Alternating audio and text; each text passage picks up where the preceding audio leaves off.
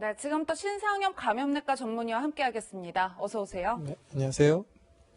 네, 교수님 앞서 리포트에서도 보셨지만 정말 혼란스러운 것 같은데 현장은 지자체에서는 이 접종을 좀 보류해달라 권고를 하고 있고 질병청에서는 그럴 필요는 없다 이런 입장인 것 같아요.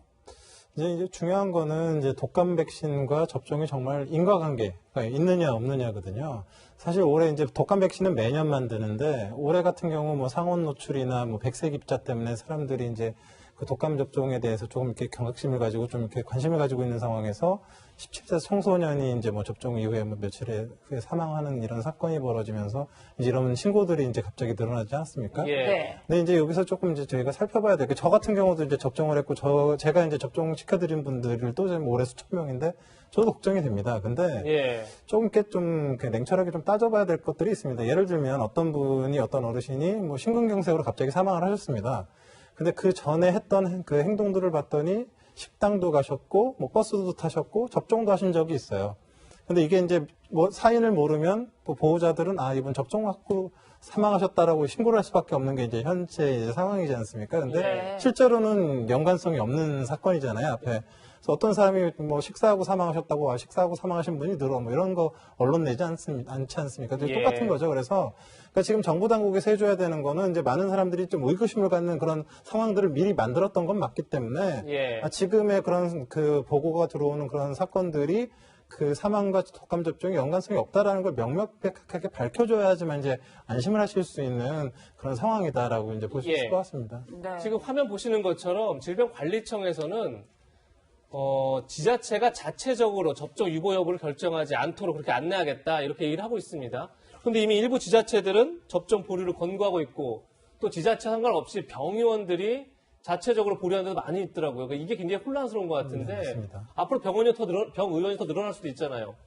접종을 안 해주는 의원들요. 지금 제 생각에는 이제 중요한 건 뭐냐면 이제 독감 백신이 1945년부터 거의 뭐 75년간 사용하여 오면서 그 독감 백신으로 인해서 나타날 수 있는 부작용이나 사망률에 대해서 이미 잘 연구가 되어 있습니다. 예. 근데 독감 백신은 결국은 그 접종 이후에 30분 이내에 중증 알레르기 반응인 아나필락시스나 아니면 일부에서 접종 후 수주가 지나서 생기는 뭐 길랭바레 같은 그런 신경학적 합병증들이 알려져는 있는데요. 지금 나타나는 현상들은 보통은 그냥 접종 후 며칠 안에 그냥 사망했다 이런 건데 예. 아나필락시스와도 맞지도 않고 중증 신경학적 부작용과도 맞지가 않습니다. 일반적인 부작용과 맞지 않는다. 예, 그래서 지금 지금 사망하신 건들이 실제적으로 이게 정말로 접종에 의한 것인지에 대한 그런 검증이 필요한 상태고요. 실제 지금 2009년 이후로 25건 정도의 이제 이런 유사한 접종 후에 사망했다는 신고들이 있어 왔는데 예. 24건은 알고 봤더니 아까 말씀드렸던 접종과는 아무 상관이 없었던 기저질환 악화 이런 것들이었고 한 건 역시도 뭐 신경학적 합병증으로 입원하셨던 건 맞는데 흡입성 폐렴으로 사망을 하셨기 때문에 네. 접종 후에 이렇게 며칠 안에 돌아가셨던 전례 자체가 우리나라에서 없고 전 세계에서도 찾기가 사실 힘듭니다. 예. 그러니까 이런 부분들을 고려해서 사실은 이제 증거가 없이 무작정 이런 정책을 결정하거나 이렇게 중단을 시키는 것도 옳지가 않기 때문에 네. 방역 당국에서 지금 촉각을 다퉈서 이제 계속 협의를 하고 부검도 하고 하면서 이제 확인을 하고 있는 걸로 보이고요. 그 방역 당국의 안내에 맞춰서 좀 발맞춰주는 것들이 좀 필요하지 않을까 하는 생각이 듭니다. 네, 그런데 대한의사협회 측은 그제 긴급 기자회견을 열어 백신 접종 유보를 권고하고 나섰습니다. 직접 들어보시겠습니다. 현재 시행되고 있는 인플루엔자 관련 모든 국가 예방접종과 일반 예방접종을 일주일간, 즉 2020년 10월 23일부터 10월 29일까지 유보할 것을 권고한다. 잠정 유보 기간 동안 사망과 백신 접종과의 인과성 등 백신 및 예방접종 안전성에 대한 근거를 확보할 것을 요청한다. 네, 교수님 앞서 방역당국의 지침을 좀 따라줄 필요가 있다라는 말씀 주셨는데 당장 그 의사협회 측에서는 좀 유보하라는 입장이에요. 굉장히 혼란스러워요. 그래서 이제 의사협회 입장에서는 이제 마치 이제 그 접종 유통 과정에서 어떤 문제가 있어서 이제 어떤 책임을 지는 상황들이 벌어질 수 있는 그런 부분들에 대한 우려가 좀 있었던 것 같고요. 실제적으로 이제 지금 의사협회 회장도 얘기를 하고 있지만 그 인과관계를 그 일주일 동안 유보한 동안 밝혀주면 좋겠다라는 그런 의미이지 않습니까? 그러니까 예. 안 하겠다라는 의미보다는 인과관계를 확실하게 밝힌 다음에 우리가 안전하게 그 사람들한테 안전하다고 설명을 해주고 이제 접종을 하게 해줬으면 좋겠다라는 그런 의미기는 한데요. 네. 실제적으로 지금 이제 뭐 정부 당국에서는 계속 이제 발표를 하고 있는 상황이기 때문에 그리고 연관성이 없다라는 것들에 대한 그런 부검이나 이런 결과들이 나오고 있어서 사실 이제 어느 정도는 좀 체계적으로 이제 같은 그 이제 발을 맞춰서 가는 것들이 필요할 것 같습니다. 네. 예. 그러니까 전문의 입장에서 보실 때는 백신 자체에 문제가 없다 이런 이쪽으로 많이 이렇게 생각을 하시는 것 같습니다. 이제 어떤 게 있냐면요. 지금 뭐 아시겠지만 그 65세 이상 어르신들이 329만 명이 이번 접종을 하셨고요. 예. 12세 미만 어린이가 328만이 접종을 했습니다. 그러니까 같은 백신을 접종했는데 지금 아시겠지만 신고는 모두 다 어르신들한테만 나오고 있거든요.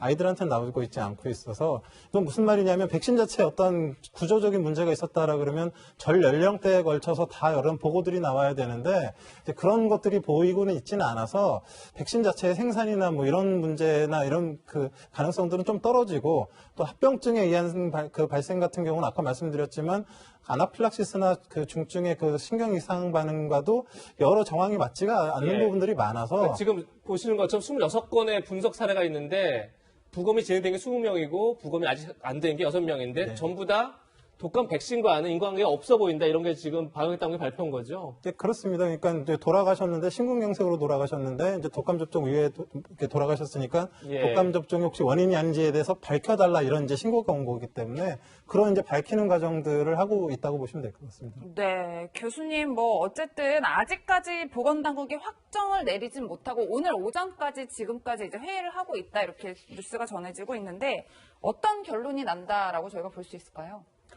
사실 그 전문가 입장에서 독감 백신 맞고 저렇게 사망할 수 있다는 것 자체를 갖다 듣도 사실 보도 못한 이런 상황이기 때문에 예. 믿어지지가 않고 그러니까 증거가 좀 있으면 거기에 대해서 이제 저희가 이제 뭐라고 말씀을 드릴 수가 있는데 지금까지 나온 증거는 과거 신고 들어왔던 거와 비슷하게 기저질환 악화 등이 주된 원인이었다라고 일단은 지금 보고를 하고 있기 때문에 그걸 이제 네. 봐야 될 것 같고요.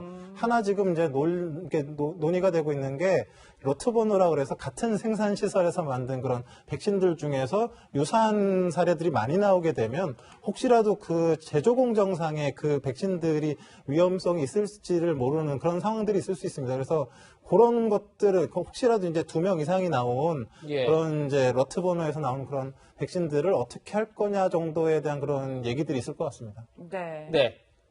코로나19 관련 소식도 잠깐 짚어보겠습니다. 어제 신규 확진자가 155명, 55명이 나와서 굉장히 많은 분들이 놀라셨을 텐데 오늘 신규 확진자는 77명으로 두 자릿수로 줄었습니다.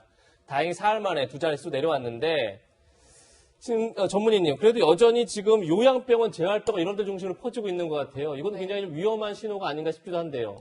굉장히 좀 이제 우려가 되는 부분이 있는 게요. 이제 연초에 그 유럽에서 이제 코로나19가 대유행을 했을 때 사망자의 절반이 요양원에서 나왔습니다. 예. WHO에서 이게 발표했었던 거거든요. 그래서 그 다른 곳보다 이제 요양병원이나 이런 요양원 같은 곳에서 이렇게 대규모 유행이 있게 되면 사망자 수가 폭증할 수밖에 없기 때문에 어찌 보면 그런 부분들을 이제 방역 당국에서 좀 더 신경을 써서 막아야 되는 그런 부분들이 지금 이제 제기가 되고 있는 것 같습니다. 네, 변호사님, 뭐, 이쯤 짚어볼 얘기가 사실 방역만큼 저희가 소비 생활도 중요하다는 이야기 많이 했었는데, 정부가 지난 22일부터 이 소비 할인권 지원 사업을 재개를 했어요. 그런데 이렇게 코로나19 확진 환자가 세 자릿수 갔다 두 자릿수 갔다 좀 늘어나는 추세다 보니까 또다시 이 쿠폰 발행 재개가 코로나19 대확산의 악몽을 불러오는 것 아니냐 이런 우려들이 있더라고요. 그럼 우리가 이제 충분히 있을 수 있다고 봐요. 우리가 지난 8월에 이제 소비자 쿠폰 발행한다고 그래서 굉장히 논란이 많이 있었잖아요. 예. 그래서 결국 이제 확산이 많이 되다 보니까 이제 발행이 중지가 됐어요. 그런데 이번 내용을 보면 말이죠. 우리가 보통 단품 경영 같은 게 자제하라고 그러잖아요. 그렇죠. 단품 경영 상당히 야외에서 이루어지는 거고 예. 흩어지기 때문에 위험들은 굉장히 낮습니다. 그런데 이번에 소비자 쿠폰 발행에서 할인을 해주는 혜택을 보면 그 굉장히 실내에 우리가 밀집 장소로 할 수 있는 뭐 공연장, 영화관, 미술관 이런 것이거든요. 아, 다 실내 장소네요. 그렇죠. 그래서 사실 특히 뭐 공연장 같은 경우에는 물론 거리두기를 할 수 있습니다만은 거리두기만 갖고는 되지 않는다고 보거든요. 단순한 이제 환풍 장치도 있을 정도 된데 그러면 이게 또 확산의 계기가 되는 것이 아니냐. 그런 또 논란이 좀 있을 수 있고, 또 한 가지 지금 이렇게 소비자 쿠폰을 다시 혜택을 주는 이유가 지금 굉장히 경제적인 측면이 있지 않습니까? 그런데 영화관이랄지 뭐 박물관 이런 거에서 할인 혜택을 준다고 해서 과연 이게 뭐 중소기업이랄지 아니면 자영업자들에게 예. 소비 활성화하는 데 도움을 줄 수 있느냐. 그 제가 볼 때는 어떠한 경제적인 효과도 없으면서 잘못하면 결과적으로 확산의 위험도를 높이는 그런 경우가 될 수 있어서 걱정이 좀 많이 됩니다. 네, 코로나19 소식까지 바쁘게 짚어봤습니다. 세 분과는 여기서 인사드리겠습니다. 고맙습니다. 고맙습니다.